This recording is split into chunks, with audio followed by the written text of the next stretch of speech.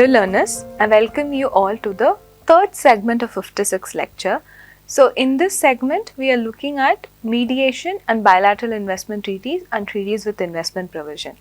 So resolving investment dispute through mediation actually can be traced back to 1965.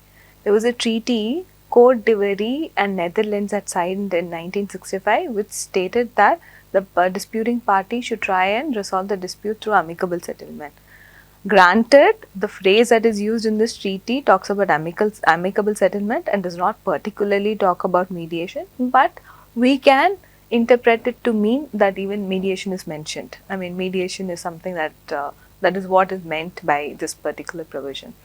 Other than that, we also see ICSID Convention talks about resolving investment disputes through arbitration and conciliation. So that is also, conciliation is also something, amicable settlement and all of that.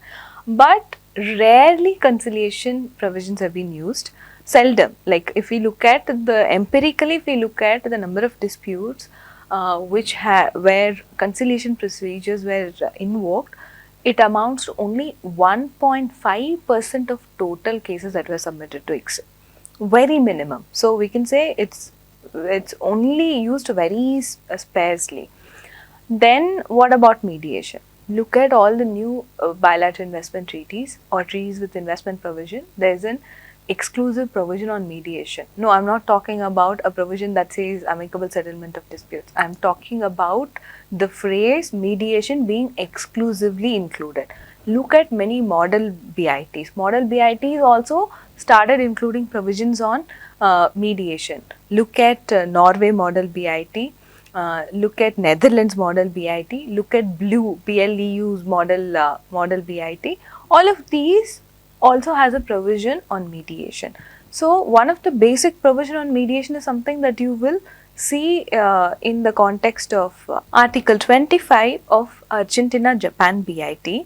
So in this BIT, the provision stated that in the event of an investment dispute between the claimant and the respondent, they should initially seek to resolve the dispute through consultations and negotiations, which may include the use of non-binding third-party procedures. So this is something that can be considered to be a very basic provision on mediation, but a very elaborate provision on mediation is something that you can see in the context of EU-Vietnam Treaty that was signed in 2019. If we look at Article 3 of this treaty, that elaborates the settlement of disputes through mediation.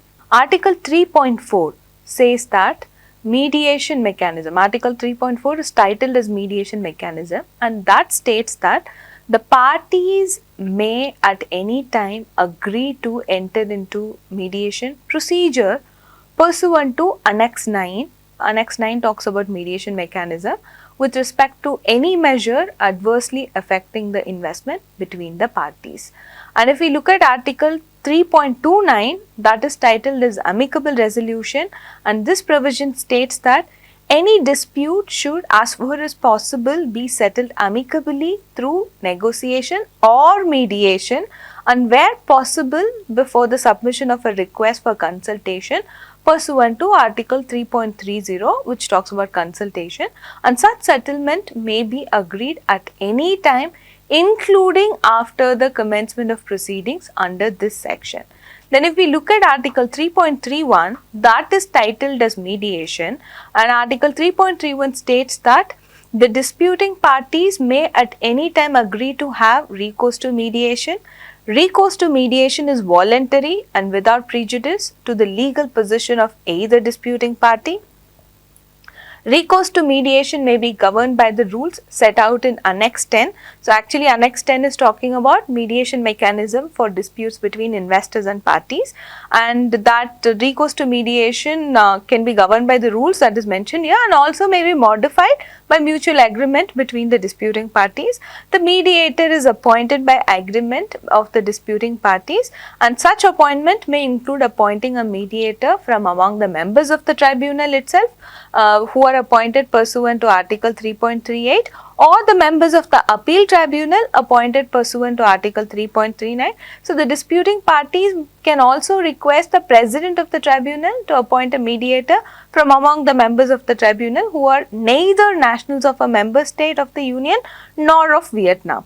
So, once the disputing parties agree to have recourse to mediation, the time limit set out in paragraph 2 and 5 of Article 3.30 and paragraph 6 of Article 3.53 and paragraph 5 of Article 3.54 shall be suspended between the date on which it was agreed to have recourse to mediation and the date on which either party to the dispute decided to terminate the mediation by way of a letter to the mediator and the other disputing party.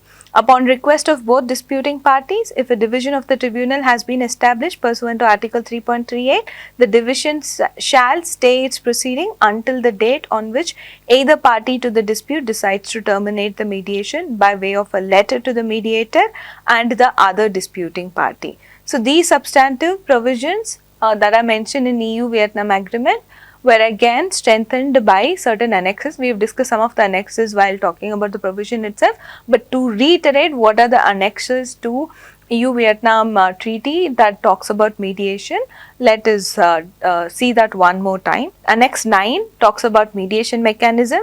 Annex 10 talks about mediation mechanism for disputes between investors and parties. Annex 11 talks about code of conduct of members of the tribunal and the appeal tribunal and mediators. So, we can see now there is an increasing trend where the bilateral investment treaties or treaties with investment provisions contain a provision with regard to mediation itself, and this only strengthens what I said in the first segment itself. There may be an increased reliance on mediation for resolving investment disputes because we see many procedural rules for mediation for resolving investment disputes have come up in the recent times. So, we do see a corresponding growth in mediation provisions in the bilateral investment treaties and treaty with investment provisions. So, with this probably we can conclude our segment 3, and in the next segment we will look at how ICSID plays a role with regard to mediating investment disputes. Thank you.